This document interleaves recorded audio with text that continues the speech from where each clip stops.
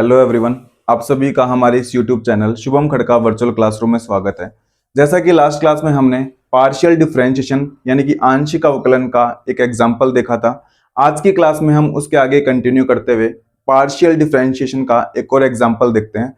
अगर किसी ने हमारी पुरानी वीडियोस, पहले की वीडियोस नहीं देखी हैं तो प्लेलिस्ट में जाकर उनको देखें, क्योंकि अगर आप शुरू से देखते हैं तो आपका बेसिक कंसेप्ट मजबूत होते हुए आप आगे बढ़ेंगे। और अगर आप डायरेक्ट इसी वीडियो से शुरू कर सकते हैं तो हो सकता है कि आपका बेसिक कंसेप्ट क्या ना हो, मजबूत ना हो। तो आप प्लेलिस्ट में जाके हमारी फर्स्ट वीडियो से देखें और यहां तक पहुंचे। जो आज का एग्जांपल रहेगा वो कुछ इस प्रकार से है।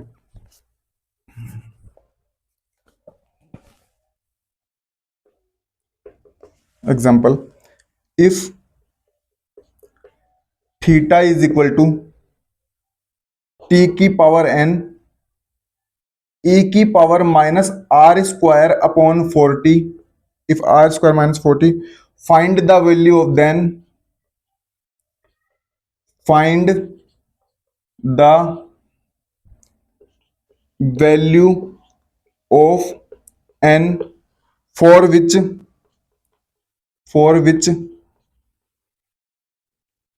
1 upon r square del upon del r square del theta upon del r is equal to del theta upon del t। ये आपको एक क्वेश्चन या फिर एक एग्जांपल दिया है। ये एग्जांपल लास्ट एग्जांपल से थोड़ा सा अलग है। लास्ट एग्जांपल्स के अंदर वो क्या करता था, आपको एक फंक्शन दिया करता था, जैसा कि इसमें भी एक फंक्शन दिया हुआ है, थीटा एक फंक्शन दिया हुआ है जो कौन कौन से वेरिएबल का है, टी एंड आर का। तो पहली बात तो क्लियर है कि दो वेरिएबल का फंक्शन है तो इसका आंशिक अवकलन क्या होने वाला है, पार्शियल डिफरेंशिएशन होने वाला है। परंतु पिछले एग्जांपल्स के अंदर या फिर लास्ट एग्जांपल्स में जैसे थीटा उसने दिया तो क्या तो वो हमसे कैलकुलेट करवाता था del theta upon del r, उसने कैलकुलेट करवा लिया del theta upon del t, या उसने कैलकुलेट करवा लिया del square theta upon del r square, उसने कैलकुलेट करवा लिया del square theta upon del r del t, या उसने कैलकुलेट करवा लिया del square theta upon del t square. यानी कि हमें वो पार्शियल डिफरेंशिएशन करना सिखा रहा था अब तक के एग्जाम्पल में। अब ये एग्जाम्पल उसके आगे बढ़ते हुए है। तो हम जितने भी एग्जाम्पल्स लेते हैं या फिर जो भी लेते हैं हम बिल्कुल सिलेबस के अकॉर्डिंग लेते हैं। ऐसे नहीं कि हम जंप करते करते आगे बढ़े। हम आपके कंसेप्ट मजबूत हो इस हिसाब से आपको पढ़ाने की क्या करते हैं, कोशिश। अब बुक वाला चाहता है कि आपको पार्शियल डिफरेंशिएशन करना तो आ गया, यानी कि मैंने आपको एक फंक्शन दिया और मैंने एक फंक्शन दिया तो आप ये मान के चलो कि ये बात सही है। अगर आप इस प्रकार से पार्शियल डिफरेंशिएशन करते हैं तो आपका ये रिजल्ट आता है। तो आप एक काम करो कि मुझे यहां पे ये जो n है ना, ये n, इसकी वैल्यू निकाल के दिखाओ, इस n की। बुक वाला चाहता है कि आपको पार्शियल डिफरेंशिएशन करना आ गया, ये रिजल्ट निकालो, ये रिजल्ट निकालो, दोनों को इक्वल करो, इक्वल करके मुझे किसकी वैल्यू निकाल के दिखाओ, n की। तो अब चलते हैं आगे की तरफ। तो हमने 5 एग्जाम्पल देख लिए। उन 5 एग्जाम्पल्स के अंदर हमने पार्शियल डिफरेंशिएशन करना सीखा था। आज हम उन्हीं कंसेप्ट का यूज करते हुए किसकी वैल्यू फाइंड करेंगे, n की। सॉल्यूशन, हमें क्या दिया हुआ है, थीटा इज इक्वल टू दिया हुआ है t की पावर n e की power minus r square upon 40, equation number 1। एक बार इस लेफ्ट हैंड साइड को ध्यान से देखें। हमें ये कैलकुलेट करना है पूरा। ये कैलकुलेट करने के लिए पहले मुझे डेल थीटा अपॉन क्या निकालना होगा, डेल थीटा अपॉन क्या निकालना होगा, डेल आर। इस del theta upon del r को मुझे कितने से मल्टीप्लाई करना होगा, आर स्क्वायर से। फिर मुझे ये जो रिजल्ट आएगा उसका किसके रेस्पेक्ट में पार्शियल डिफरेंशिएशन करना होगा, आर के रेस्पेक्ट में। और फिर ये जो नया रिजल्ट निकलेगा उसको मुझे कितने से मल्टीप्लाई करना होगा, 1 अपॉन आर स्क्वायर से। तो एक तो ये तो क्या निकल के आ जाएगी, लेफ्ट हैंड साइड। और फिर मुझे थीटा का किसके रेस्पेक्ट में डिफरेंशिएशन करना होगा, टी के रेस्पेक्ट में। ये मेरी कौन सी निकल के आ जाएगी, राइट हैंड साइड निकल के आ जाएगी। और फिर मैं दोनों को क्या कर दूंगा, इक्वल, और दोनों को इक्वल करके किसकी वैल्यू फाइंड करने की कोशिश करूंगा, एन की। तो चलते हैं आगे।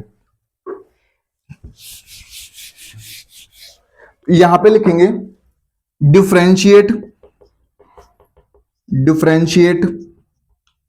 Equation 1 with respect to r, with respect to r, यानी कि समीकरण एक का आर के सापेक्ष अवकलन करने पर। अब हमें सिंपल सी बात सबको ही पता है कि थीटा टी और आर का फंक्शन है, तो ऑर्डिनरी डिफरेंशिएशन ना होके कैसा होगा, पार्शियल डिफरेंशिएशन होगा, क्योंकि कितने वेरिएबल का फंक्शन है, टू वेरिएबल्स का क्या है फंक्शन। तो करते हैं del theta upon del are.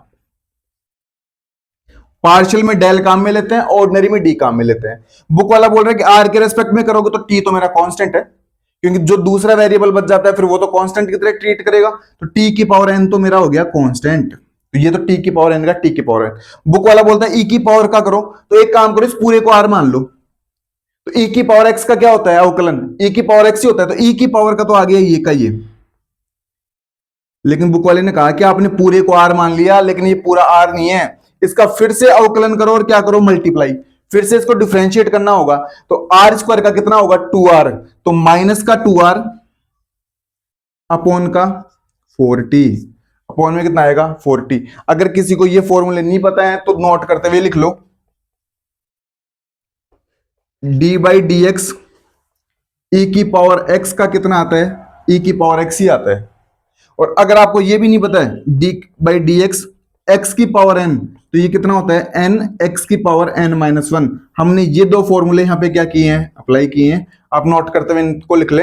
अब यहां पे एक्स है तो वेरिएबल तो हम कुछ भी काम में ले सकते हैं ना, तो इस बार आर वेरिएबल का यूज करते हुए किया है, तो उससे कोई फर्क नहीं पड़ता। अब चलते हैं आगे, तो यहां पे अगर मैं इसको कट करूं तो ये से कट होके कितना बनाएगा यहाँ पे 2।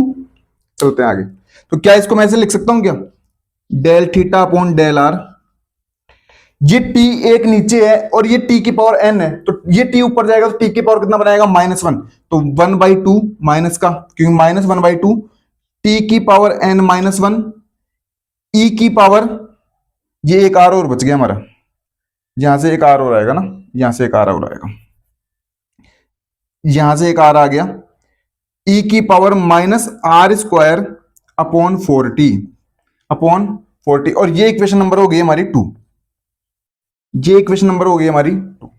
अब बुक वाला चाहता है कि आपने ये कैलकुलेट कर लिया, तो एक काम करो इसको कितने से मल्टीप्लाई करो, r² से, तो लैंग्वेज क्या लिखोगे, मल्टीप्लाइंग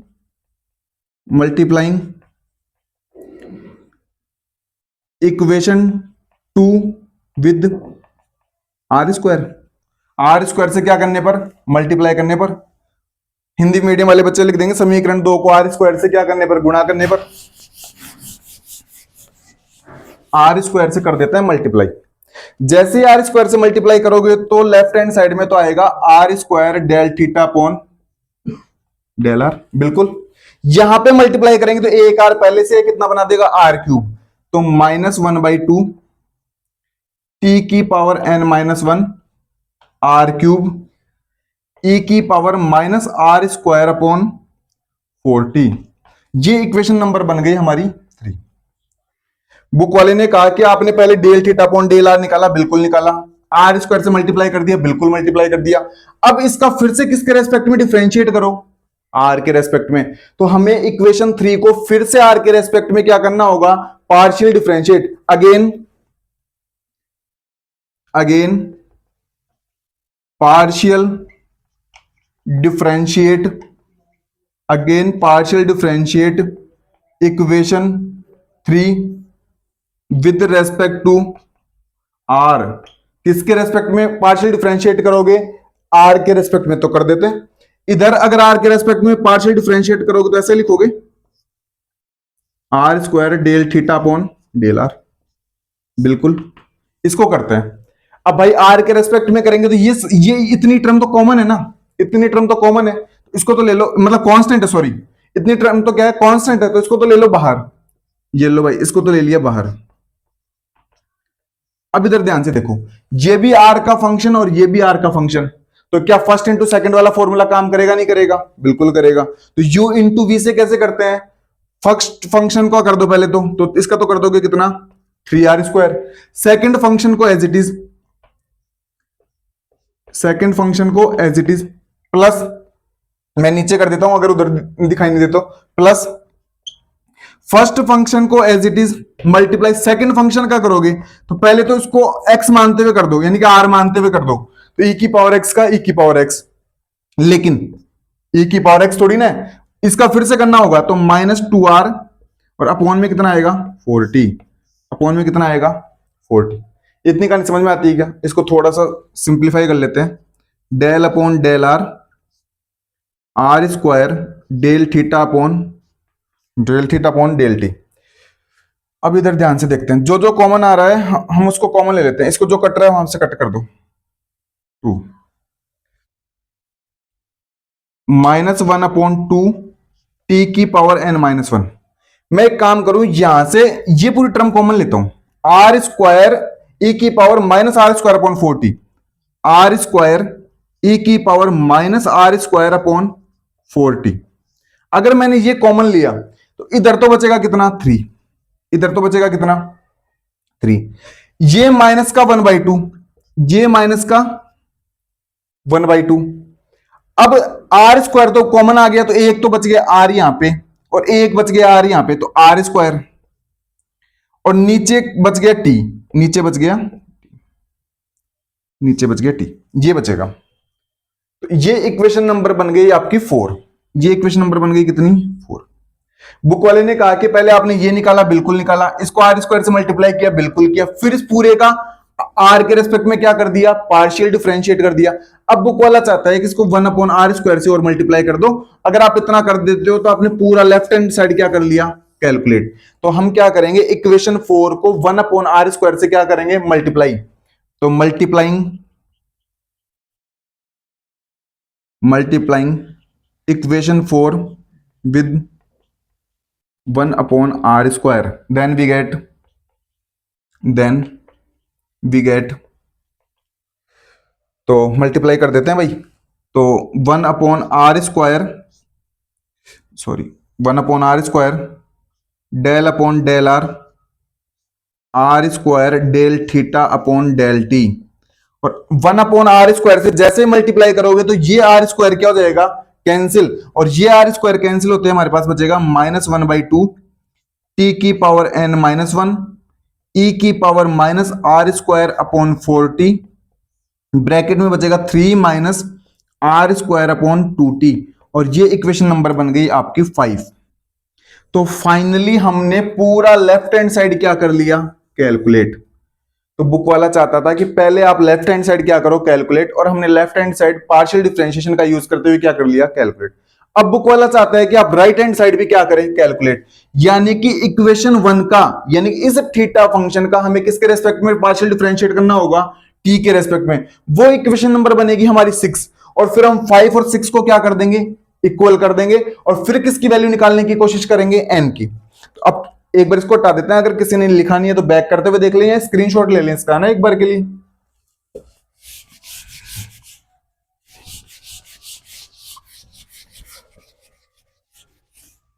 अब कर देते हैं डिफरेंशिएट, पार्शियली होगा क्योंकि थीटा फंक्शन टी और किसका है, आर का। तो अगर आप ऐसे लिखते भी नहीं हो ना कि पार्शियली डिफरेंशिएट, तो ये क्या है, समझने वाली बात है, क्योंकि थीटा आर और टी का फंक्शन है, तो टी के रेस्पेक्ट में करोगे तो पार्शियली होगा।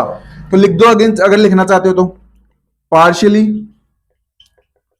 Differentiate equation 1 with respect to t, और टी के रेस्पेक्ट में करेंगे तो इधर तो आएगा भाई del theta upon del t. अब ये भी टी का फंक्शन और ये भी टी का फंक्शन, तो कैसे करोगे, u इंटू वी से, करेंगे तो पहले फर्स्ट फंक्शन का कर देते हैं n टी की पावर n-1, और सेकंड फंक्शन को लिख देते हैं एज इट इज।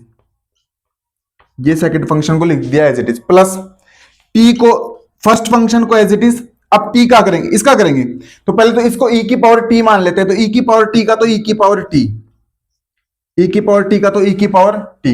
लेकिन इसने कहा कि मैं t नहीं हूं, मैं तो -r² अपॉन कितना हूं 4t। तो इसका हमें क्या करना होगा फिर से, तो -r² का तो -r² और 4 का 4। अब t का करेंगे तो t ऊपर जाएगा तो कितना बनाएगा -1, और t -1 बनाएगा तो -1 तो आएगा आगे, और पावर में कितनी जाएगी -2, और -2 जाएगी तो माइनस माइनस तो कितना हो जाएगा प्लस, और 1 अपॉन कितना बनाएगा t², 1 अपॉन कितना बनाएगा t²। अगर किसी को ये समझ में नहीं आया तो मैं करके दिखाता हूं। जैसे कि मान लो अगर हमें इसका करना पड़े, t की पावर किसका -1 का, तो -1 तो आएगा आगे, और टी की पावर कितना बनाएगा -1, तो -1 अपॉन टी की पावर कितना बनाएगा -2, तो -1 अपॉन कितना बनाएगा टी स्क्वायर, तो माइनस माइनस तो हो गया प्लस और अपॉन में कितना चला गया टी स्क्वायर। अब सबको क्लियर है नहीं?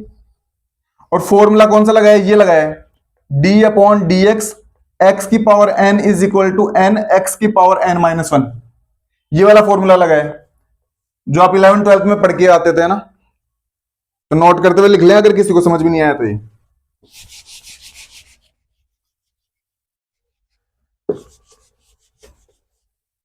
अब चलते हैं आगे, तो इसको थोड़ा सिंप्लीफाई कर लेते हैं। Del theta upon del t, मैं एक काम करता हूं, इसमें से जो जो कॉमन आ रहा है उसको कॉमन लेने की क्या करते हैं, कोशिश करते हैं। तो इसमें से कॉमन आ रहा है, ये टर्म कॉमन लेने की कोशिश करते हैं पूरी, t की पावर n-1 e की पावर -r²/4t, तो t की पावर n-1 e की पावर -r²/4t, ये मैंने एक बार के लिए कॉमन लिया, तो इधर तो कितना बचेगा n प्लस, अगर t की पावर n-1 मैं कॉमन लूंगा तो अगर मैं यहां पे t से मल्टीप्लाई करूं, t से नीचे मल्टीप्लाई करूं, डिवाइड करूं मतलब, तो t की पावर n-1 तो आ गया बाहर, तो ऊपर कितना बच जाएगा t, ऊपर कितना बच जाएगा t, ऊपर कितना बच जाएगा t। ये समझ में नहीं आएगा? जैसे कि t की पावर n है, मैं इसमें से कॉमन लेना चाहता हूं t की पावर n-1, तो मैंने मल्टीप्लाई कर दिया t से, t से क्या कर दिया डिवाइड, तो t की पावर n और ये ऊपर जाके कितना बनाएगा t की पावर n-1 मल्टीप्लाई t, और मैंने कॉमन क्या ले लिया t की पावर n-1, तो बच गया कितना t बचेगा ना, तो इस प्रकार से यहां पे कितना बच गया t बच गया। ठीक है, तो हमने यहां से t बच गया, और ये तो कॉमन आ ही गया, ये पूरा कॉमन आ गया, तो यहां पे कितना बच गया, यहां पे बच गया एक t से एक t नीचे वाला कट, चलो एक अगली स्टेप में कर देंगे, r² अपॉन कितना बच गया, r² अपॉन बच गया 4t², क्या बच गया 4t², ये बच गया। और क्या इसको ऐसे लिखा जा सकता है कि इस t से ये t हटा दे, तो r² अपॉन कितना बच गया 4t, तो ये बच गया r² अपॉन कितना बच गया 4t, r² अपॉन बच गया 4t, और ये इक्वेशन नंबर बन गई हमारी 6, ये इक्वेशन नंबर बन गई हमारी 6। अब ध्यान से देखो, अब बुक वाला चाहता था कि आपने ये पूरा कैलकुलेट कर लिया लेफ्ट हैंड साइड, और आपने राइट हैंड साइड भी क्या कर लिया कैलकुलेट, और दोनों को कर दो इक्वल, तो एक बार के लिए हम दोनों को कर देते हैं इक्वल। इक्वेशन 5 एंड इक्वेशन 6 को क्या करते हैं इक्वल करते हैं, तो बुक वाला चाहता है कि भाई दोनों इक्वेशनों को एक बार इक्वल कर दिया जाए, तो ये लो इक्वल कर देते हैं। तो पहले तो इसको लिखते हैं, तो ये वैल्यू तो ये है by equation, by the help of by equation 5 and 6,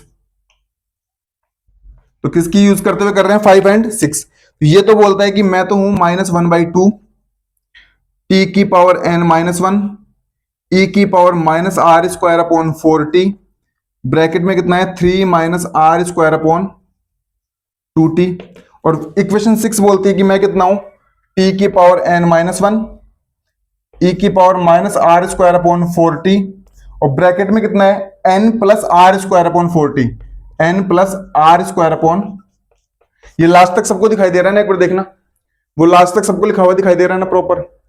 अब इधर ध्यान से देखो, तो t की पावर n-1 e की power -r²/4t n plus r²/4t, जो जो कैंसिल हो रहा है उसको कैंसिल कर दो, t की पावर n-1 से t की पावर n-1, e की पावर -r²/4t से e की पावर -r²/4t, तो जो जो कैंसिल हो रहा था हमने कैंसिल कर दिया। अब मल्टीप्लाई करते हैं, तो -1/2 को 3 से करोगे तो कितना आएगा 3/2, माइनस माइनस कितना बनाएगा प्लस, ऊपर जाएगा r² और नीचे जाएगा 4t, इक्वल में कितना बचेगा n प्लस r²/4t, और ये r²/4t से r²/4t हमारा क्या हो गया कैंसिल, तो -3/2 किसके इक्वल आ गया n के, और तो क्या इसको इस प्रकार से लिखा जा सकता है क्या, जो हमारी n की वैल्यू आ रही है वो कितनी आ रही है -3/2, और बुक वाला यही चाहता था कि हमें किसकी वैल्यू कैलकुलेट करनी है n की, तो हमने किसकी वैल्यू कैलकुलेट कर दी n की, तो पार्शियल डिफरेंशिएशन का यूज करते हुए हमने किसकी वैल्यू कैलकुलेट की है n की। ये हमने 5 जो एग्जांपल्स किए थे उनसे थोड़ा सा एडवांस एग्जांपल है, उनमें हमने पार्शियल डिफरेंशिएशन करना सीखा था। आज हमने पार्शियल डिफरेंशिएशन एप्लीकेशंस का यूज करते हुए हमने किसकी वैल्यू फाइंड की है n की। इस प्रकार से आज का यह एग्जांपल यहां पे फिनिश होता है। नेक्स्ट क्लास जो हमारी रहेगी उस क्लास के अंदर हम पार्शियल डिफरेंशिएशन में ही एक कदम आगे बढ़ने वाले हैं। उसके अंदर सबसे पहले तो हम समझेंगे कि होमोजीनियस फंक्शन होते क्या हैं, यानी कि समघात फलन क्या होते हैं। होमोजीनियस फंक्शन को समझने के बाद हम होमोजीनियस फंक्शन के लिए जो आपकी बुक में एक थ्योरम दी गई है उसको आयलर थ्योरम कहते हैं। क्या कहते हैं? Euler theorem. तो सबसे पहले तो हम कल समझने वाले हैं होमोजीनियस फंक्शन यानी कि समघात फलन। उसके आगे समघात फलनों के ऊपर जो आयलर थ्योरम वर्क करती है उसका डेरिवेशन देखने वाले हैं। उसके आगे बढ़ते हुए हम Euler theorem of homogeneous function का यूज करते हुए क्या करेंगे? Partial differentiation. तो अगली क्लास जो हमारी होने वाली है वो बहुत ही इंपॉर्टेंट होने वाली है। तो आप इसी तरह हमारी वीडियोस के साथ लास्ट तक जुड़े रहें, हमारी वीडियोस को अपने फ्रेंड्स के साथ शेयर करें जिससे हमारा मोटिवेशन अधिक से अधिक बने। और साथ ही हमारी ये सभी वीडियोस उन सभी स्टूडेंट्स के लिए इंपॉर्टेंट है जिनके सिलेबस का हिस्सा पार्शियल डिफरेंशिएशन है। बीएससी के साथ साथ आने वाले competitive exams, MSc, CISR, net और साथ ही अदर कॉम्पिटिटिव एग्जाम और साथ ही राजस्थान के अदर यूनिवर्सिटीज के स्टूडेंट्स, हमारी ये वीडियोस उन सभी के लिए महत्वपूर्ण है जिनके सिलेबस का हिस्सा क्या है? पार्शियल डिफरेंशिएशन यानी कि आंशिक अवकलन। इसी के साथ आप सभी छोटे भाई बहनों का धन्यवाद। Thank you.